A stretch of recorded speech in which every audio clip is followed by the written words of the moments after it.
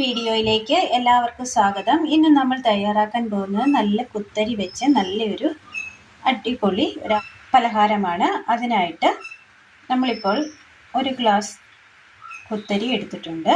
ഇനി ഈ കുത്തരി നമ്മൾ ഒരു രാത്രി കുതിർത്ത് വെക്കണം. തലേദിവസം രാത്രി ഒരു ഗ്ലാസ് അരി വെള്ളത്തിലിട്ട് കുതിർത്തിയെടുത്തതാണിത്. ഒരൽപ്പം തേങ്ങ, അത്യാവശ്യം വലിപ്പമുള്ള ചെറിയുള്ളി കട്ട് ചെയ്തെടുത്തത്, ഒരു ബൗള്. ഇനി ഇത് തയ്യാറാക്കുവാനായിട്ട് മിക്സിയുടെ ജാർ എടുത്തതിന് ശേഷം മിക്സിയുടെ ജാറിലേക്ക്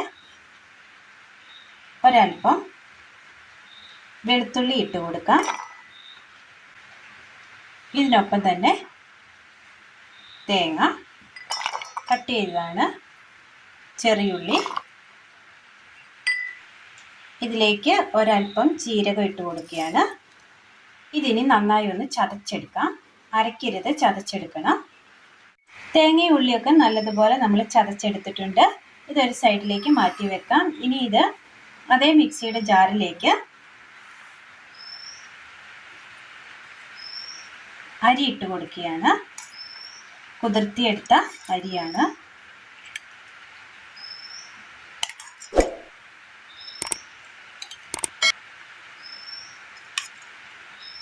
ഇതിലേക്ക് ഒരൽപ്പം വെള്ളം കൂടി ഒഴിച്ചു കൊടുക്കാം. ഒന്ന് അരച്ചെടുത്തുകൊണ്ട് വരാം.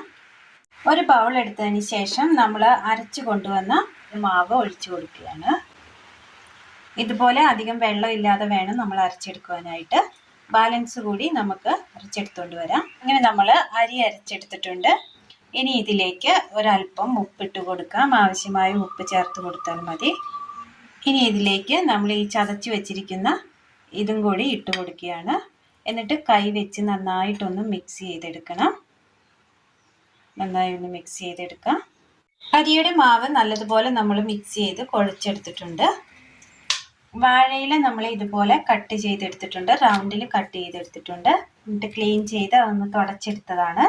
ഇനി ഈ റൗണ്ട് പോലെയുള്ള ഈ വാഴയിലയിലേക്ക് നമ്മൾ മിക്സ് ചെയ്ത് വെച്ചിരിക്കുന്ന ഈ മാവ് ഇട്ട് കൊടുക്കാം. ഒന്ന് പരത്താം.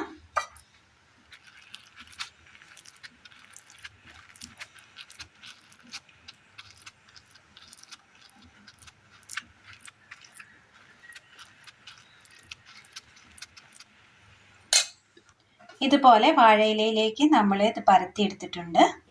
ഇനി ഇതിന് മുകളിലായിട്ട് ഒരു വാഴയില കൂടി നമ്മൾ വെച്ച് കൊടുക്കുകയാണ്. ഒന്ന് അമർത്തി കൊടുക്കും. അടുപ്പത്ത് നമ്മൾ ദോശക്കല്ല് വെച്ച് കൊടുത്തിട്ടുണ്ട്. ഒരൽപ്പം എണ്ണ കൂടി തൂത്ത് കൊടുത്തിട്ടുണ്ട്. ഇനി ഇത് ഇതിനകത്തേക്ക് വെച്ച് കൊടുക്കാം. ഇനി ഇതിൽ നമുക്കൊന്ന് നന്നായി ഒന്ന് ചുട്ടെടുക്കണം. ഒരു പുറം വെന്ത് വന്നപ്പോൾ നമ്മൾ തിരിച്ചിട്ട് കൊടുത്തിട്ടുണ്ട്. ഇതുപോലെ നമുക്ക് എല്ലാം ഒന്ന് ചുട്ടെടുക്കാം. അങ്ങനെ നമ്മൾ എല്ലാ അടകളും ചുട്ടെടുത്തിട്ടുണ്ട്.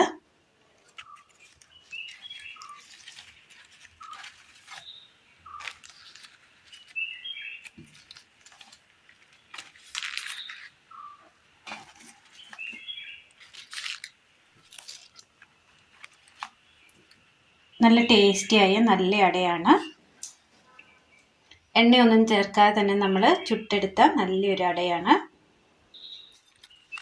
ഇത് കഴിക്കാനായിട്ട് നല്ല ടേസ്റ്റാണ്. എല്ലാവർക്കും ചെയ്ത് നോക്കാവുന്നതാണ്. അപ്പോൾ എല്ലാവരും ഒന്ന് ചെയ്ത് നോക്കണം. വീഡിയോയെക്കുറിച്ചുള്ള അഭിപ്രായങ്ങൾ കമൻറ്റ് ബോക്സിൽ അറിയിക്കുവാൻ മറക്കരുത്. ഇന്നത്തെ വീഡിയോ എല്ലാവർക്കും ഇഷ്ടമായി എന്ന് വിചാരിക്കുന്നു. ഇഷ്ടമായാൽ ലൈക്ക് ചെയ്യാനും ഷെയർ ചെയ്യാനും സബ്സ്ക്രൈബ് ചെയ്യാനും മറക്കരുത്. താങ്ക്